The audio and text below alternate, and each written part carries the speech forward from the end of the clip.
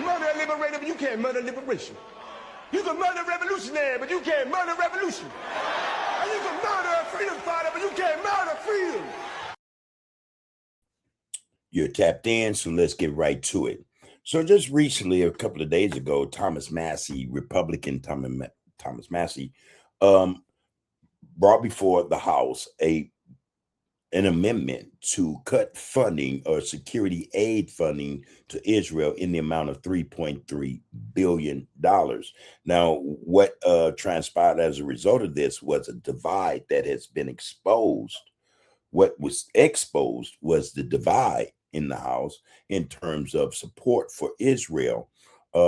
Also, it's showing that the people are speaking up and speaking out against funding this war or this genocide that's taking place in Palestine or in Gaza against the Palestinians. So it seems as though politicians are getting the message. They're getting the memo. And so much so that over 106 Democrats voted with Thomas Massie in terms of this amendment.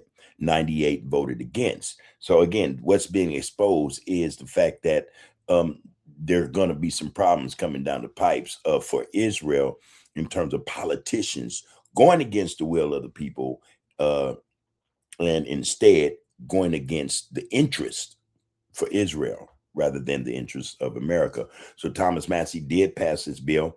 And again, there's a, it's telling. A lot about it is telling, again, in terms of the votes, who was willing to go with Thomas Massie in this amendment. All right. I have a clip. I want to bring this clip in. Before we do, as always, please like, share, follow, comment, and subscribe, because you are tapped into the art of political discourse. Now, without further ado, let's bring this clip in. And after this clip, I have a few things to say. I want to point out some of these Democrats who voted against taking money from Israel. And, rather than use that $3.3 billion here in these United States where it's sorely needed, they decided to vote against the bill and say, no, we're going to continue to support Israel no matter what. Israel first. OK, let's bring this clip in. You go to, provide a little more context. All right. And this is courtesy of The Hill. Democrats on Israel has never been more apparent. Yesterday in the House, 103 members backed an amendment from Republican Representative Thomas Massie that would slash $3 billion in aid to Israel. For more, we are joined by News Nation's senior congressional correspondent, Joe Khalil. Hey, Joe. So while Democratic leadership likes to portray a united front, this split shows a party fractured down the middle. What do you think this means moving forward? Well, for us here at TAP, we kind of look at this like, okay, voters are sending the message to these Democratic politicians that either you address and focus on the issues of Americans here in the United States, or we're going to get you out of office.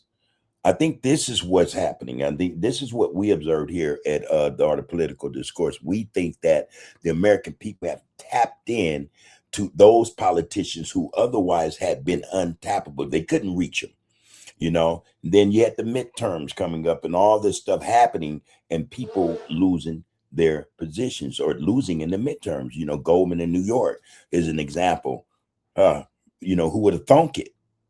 Who would have thunk it? But other Democrats, we think, are getting the message and say, hey, it's probably best to go along with what the American people want rather than what Israeli or Israel lobbies want, over the American people. You're absolutely right. And it was an almost evenly divided vote for Democrats. You had more than 100 vote for this amendment to cut Israel funding it. You also had about 90, well, more than 90 vote against it. I think what this means moving forward is that this is going to continue to be a prescient issue and something that Democrats cannot ignore. In fact, we're starting to see that already.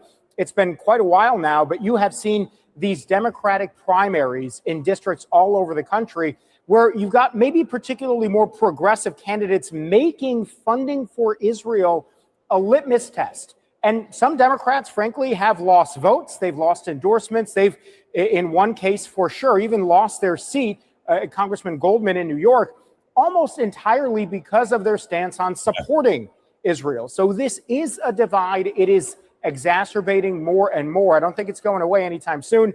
And you better believe that in Democratic primaries, it will continue to be a motivating issue for base voters.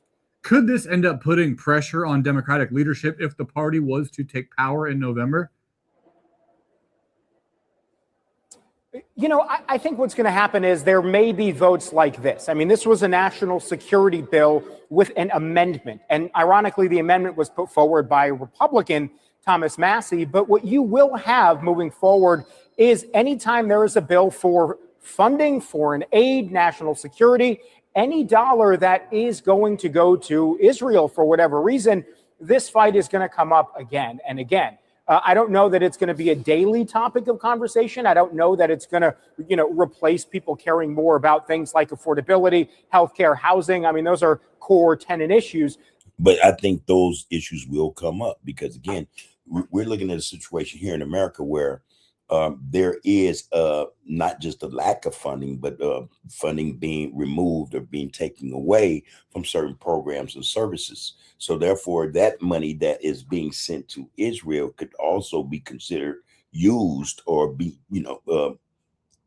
allotted to or allocated to programs and services here in the United States that no longer have certain funding, based upon Trump policies or whatever the case may be.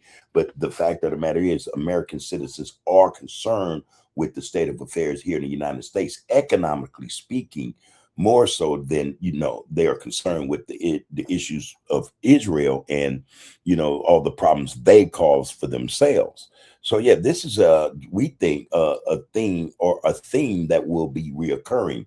We're going to see more of this in the House and on the floor of these amendments being attached to certain bills and things like that, to where politicians are starting to say, because their constituents are saying to them, you better act on our behalf or we're going to get rid of you. So, yeah, I don't think for a minute that this is just, some fly by night thing. It's rare. It won't happen again. No, this is something that will be reoccurring. We're going to see more and more of this, and we're going to see more and more Democrats as well as Republicans start to speak out against the funding, especially security,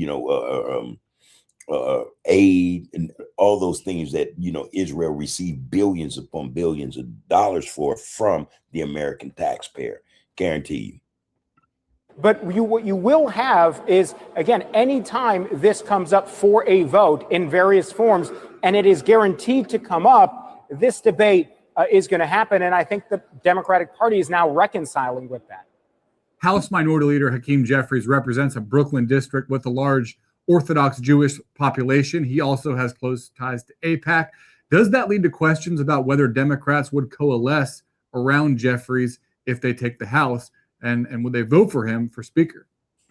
Now, this guy here is a piece of work, but understanding now his district is mostly Jewish, or it is, Jewish influenced. We understand then or why he votes the way he does. And this is a staunch supporter of all things Israel. There's nothing that he, is against or not for Israel. Everything that comes up Israel, he's front and center. Again, an AIPAC darling. He's received over $1 million in donations, sponsorship, whatever, you name it, from the AIPAC as well as J Street and others. This is the Israelis lobbies, darling right here. This is a dream politician for these lobbies. Hakeem Jeffrey is the top guy that takes money from AIPAC and other Israeli lobbies to support their cause and or agenda. As far as things go with him, there's no doubt he couldn't deny that Israel is first in his eyes rather than America first, and those constituents that got him in office. And whether that district or the area he represents is mostly Jewish or not, doesn't mean that he has a guaranteed seat So it should be said to those of you who are able to, put your voice and vote forward, need to do it, utilize it by getting rid of this guy right here, Hakeem Jeffries. I've seen nothing to indicate that Jeffries is at risk of losing his place in leadership, whether he votes for or against an amendment like this. And frankly, his comments and remarks about the current Israeli government and Prime Minister Netanyahu really do mirror where I think most of the party is. Yes, there is a divide on funding for Israel, but I think most Democrats, not all, but most, at least are not happy with the current leadership of the Israeli government. I think, if anything, this is a wake-up call to Netanyahu, his administration, and perhaps others within the Israeli government. But I don't know that this is going to put Jeffries at risk of losing any authority. Yes, he may have to deal with potentially some headaches on, again, a couple of key votes next year, especially if you have several Democratic Socialist-backed candidates that end up winning and actually, gaining a seat in Congress and the House, which looks very likely at this point. But I still think the party is very largely united behind him and wanting to see him become Speaker of the House next year. Former House Speaker Nancy Pelosi voted in favor of this amendment, despite being a strong supporter of Israel throughout her career. How surprising was that? It wasn't shocking, but I think, again, what this does is there are several Democrats who, like Pelosi, have been supportive of Israel, of funding aid for Israel over the last 2 or 3 decades, frankly, who have now really shifted on this issue. She happens to be the most high-profile name who made that shift, but she's certainly not the only one. So again, I think, if you're a Democrat who is incredibly supportive of Israel, if the question is this an alarm bell about things shifting, I think we're way past that point. I think you've already seen a big shift, really, that's been happening for the last 2 or 3 years since this war against Hamas in Gaza, where you did have tens of thousands of civilians die. And Democrats now are, debating about whether to use the word genocide. I think this is more so a wake-up call for the Israeli government, perhaps, and those that support it in the U.S., that you have somebody like Nancy Pelosi now saying we should, with her vote, saying we should cut off the $3 billion in foreign aid to Israel. There's a new poll from AP that shows half of Democrats say that Israel has committed genocide in Gaza. 58% say the U.S. is too supportive of Israel. That's up from just 45% 2 years ago. Is this vote Democrats kind of reckoning with what has become public sentiment inside the party? Yeah, I think it is. And I think we've been seeing this on the campaign trail with rhetoric. We've been seeing this as people have voted. We've been seeing base voters really make demands, especially of more progressive candidates, that they not take any money from AIPAC, which is obviously a major lobbying arm that supports Israeli causes. Now, the Democrats' participation with Israel, will that backfire? Will that affect them? We tend to think that it does, and that it will do so. It will continue to affect most Democratic candidates who support policies that support Israel's interests, rather than the interests of the American people. We've seen all kind of indicators and indications that is changing. The mindset of politicians is changing only because they're in fear of losing their seat, that they understand that the American voter, their constituents, are not happy with how they are dealing with not just, Israel and sending them all this money, but dealing with the issues that exist here in the United States in terms of finances, the economy being bad, and yet money in the billions upon billions being sent to another country that can very well pay its own bills. You have free health care over there, education, you have these sorts of things going over there, while here in the United States, there's no such thing. There's no such thing, and that's a problem. That is a problem. So I don't know, in regards to this whole thing, what I would like to say is that, yeah, I think the tide is changing. All right. This vote that Thomas Massey brought to the floor was a couple of days ago. And the amendment to the HR 8595, okay, which would have stripped again Israel of 3.3 billion in security aid to Israel. It failed, all right, 104 to 314, but 103 Democrats joined Massey in voting yes, along with 98 Democrats voting no and 10 voting present. So again, there is a shift occurring. Something is happening, and we tend to think that is the fact of the matter is voters are reaching politicians and are telling politicians enough. Bring it all back home. That interest should be here. That money, that aid should be here before it goes anywhere else. And we think politicians are getting the message. That's what we think. And this is why we see what is occurring, or see this thing happening the way it is in the House, and will continue to happen. That's our take on it. We trust that this thing is going to evolve, is going to become a bigger issue. We also think that Hakeem Jeffrey is going to be under fire for his support for Israel in terms of how unconditional it is. You know, whatever Israel wants, he gives. We think that that's going to run afoul with the American voter, and his days could very well be numbered in the House or in politics, period. You know, we're pretty sure that no matter what happens, whether he loses his seat or not, Israel will always take care of him.